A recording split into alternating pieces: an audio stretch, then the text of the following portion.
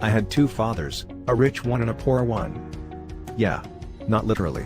One was my biological father and the other was my friend Mike's father, from whom I learned all of my lessons about money.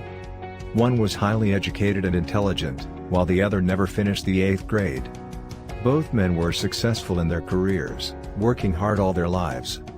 Both earned substantial incomes, yet one struggled financially all his life. The other would become one of the richest men in Hawaii.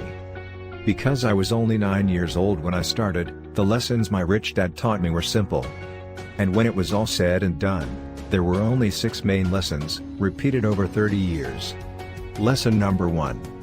The rich don't work for money. I was 9 years old. By some twist of fate, I attended the same public school where the rich people sent their kids. I always wanted to become rich. So, I asked my dad, "Dad, can you tell me how to get rich?" "I don't know, son. Why don't you ask your friend Mike's father?" I asked Mike and his dad agreed to meet on next Saturday morning. Ready, boys? Mike says you want to learn to make money? Is that correct? Yes, I nodded. Okay, here's my offer. I'll teach you, but I won't do it classroom style. You work for me, I'll teach you. You don't work for me, I won't teach you. Okay, we agreed. Good, Mrs. Martin will be by in 10 minutes.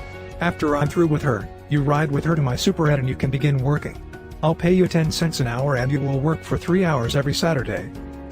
We worked there for 3 weeks. I'm quitting, I told Mike at school. More than not learning anything, it's the 10 cents that are bothering me. It's even below the minimum wage. Dad said this would happen and he told to meet him when you were ready to quit. Was I set up? You pay me just 10 cents, you're cheap and you're not teaching me anything.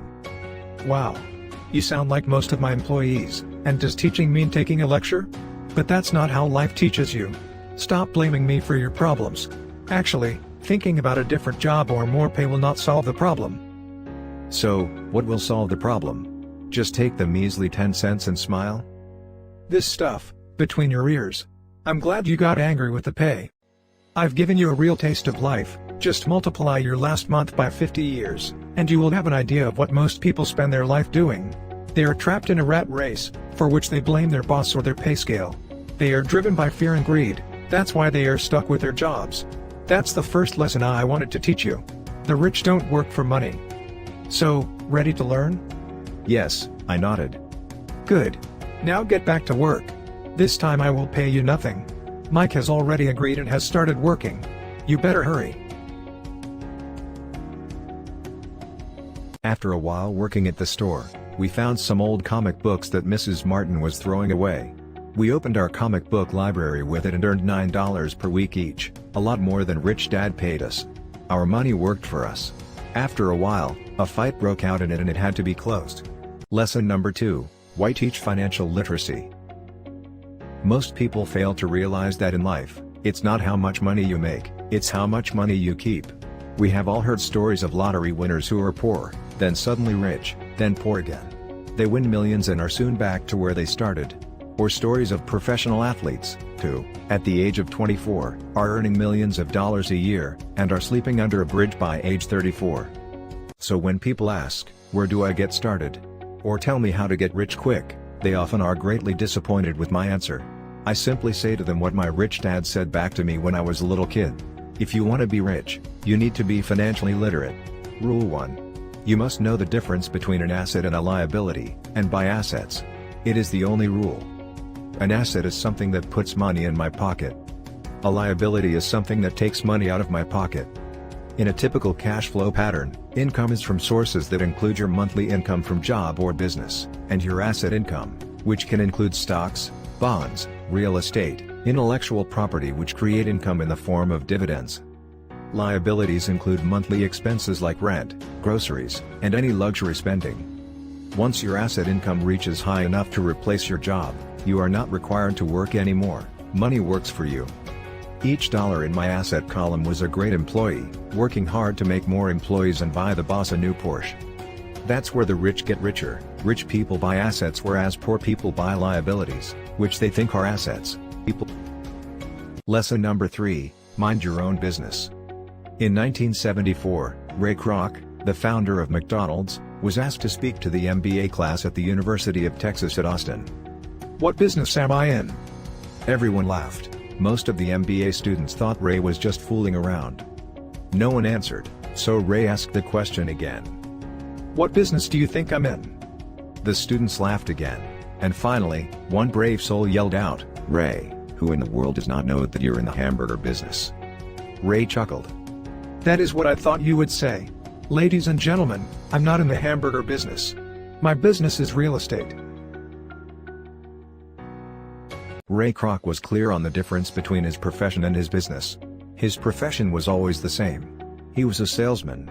At one time he sold mixers for milkshakes, and soon thereafter he was selling hamburger franchises. But while his profession was selling hamburger franchises, his business was the accumulation of income-producing real estate.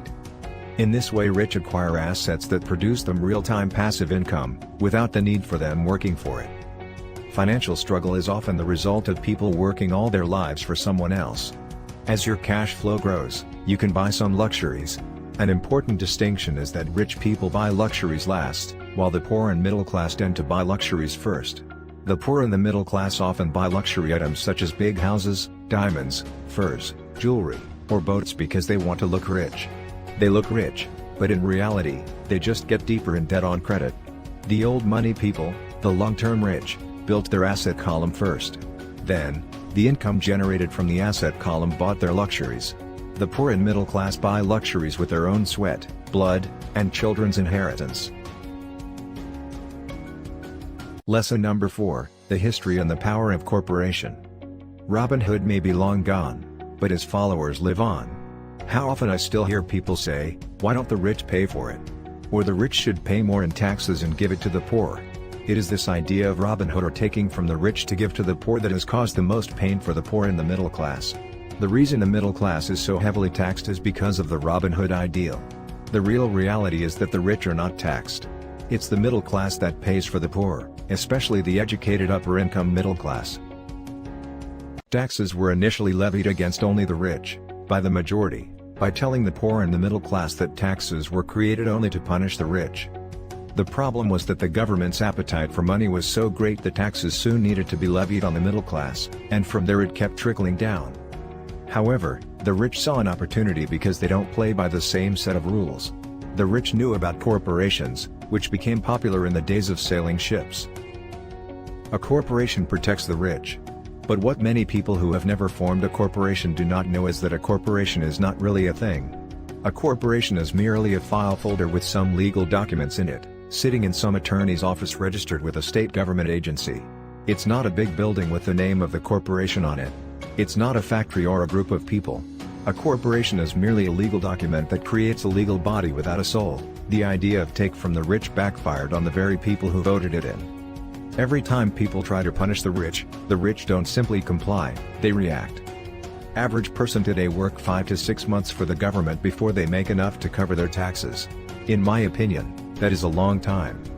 If you work for money, you give the power to your employer. If money works for you, you keep the power and control it. Lesson number 5, the rich invent money. Financial intelligence is simply having more options. If the opportunities aren't coming your way, what else can you do to improve your financial position? If an opportunity lands in your lap and you have no money and the bank won't talk to you, what else can you do to get the opportunity to work in your favor? If your hunch is wrong, and what you've been counting on doesn't happen, how can you turn a lemon into millions? That is financial intelligence. Most people only know one solution: work hard, save, and borrow. So why would you want to increase your financial intelligence? Because you want to be the kind of person who creates your own luck. Land was wealth 300 years ago. So the person who owned the land owned the wealth. Then, it was factories and production, and America rose to dominance. The industrialist owned the wealth. Today, it is information. And the person who has the most timely information owns the wealth. The problem is, information flies all around the world at the speed of light. The new wealth cannot be contained by boundaries and borders as land and factories were. The changes will be faster and more dramatic. There will be a dramatic increase in the number of new multimillionaires.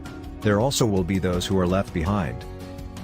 Often in the real world, it's not the smart who get ahead, but the bold. The poor and middle class work for money. The rich make money. The more real you think money is, the harder you will work for it. If you can grasp the idea that money is not real, you'll grow richer faster. What is it? Was a question Mike and I often came back with. What is money if it is not real? What we agree it is, was all Rich Dad would say. The single most powerful asset we all have is our mind. If it is trained well, it can create enormous wealth seemingly instantaneously. An untrained mind can also create extreme poverty that can crush a family for generations. Lesson number 6, work to learn, don't work for money. In school and in the workplace, the popular opinion is the idea of specialization, that is, in order to make more money or get promoted, you need to specialize. My educated dad believed in the same dogma. Rich Dad encouraged me to do exactly the opposite. You want to know a little about a lot, was his suggestion. I also worked as a busboy and construction worker as well as in sales, reservations, and marketing. He was grooming Mike and me. That is why he insisted we sit in on the meetings with his bankers, lawyers, accountants, and brokers. He wanted us to know a little about every aspect of his empire. Job security meant everything to my educated dad. Learning meant everything to my rich dad. When I ask the classes I teach, how many of you can cook a better hamburger than McDonald's? Almost all the students raise their hands. I then ask, so if most of you can cook a better hamburger, how come McDonald's makes more money than you? The answer is obvious, McDonald's is excellent at business systems. Maybe McDonald's does not make the best hamburger, but they are the best at selling and delivering a basic average burger. In 1977, I formed my first company. Rich Dad had groomed Mike and me to take over companies. Rich Dad thought it best to go broke before 30. You still have time to recover was his advice. JOB is an acronym for just over broke.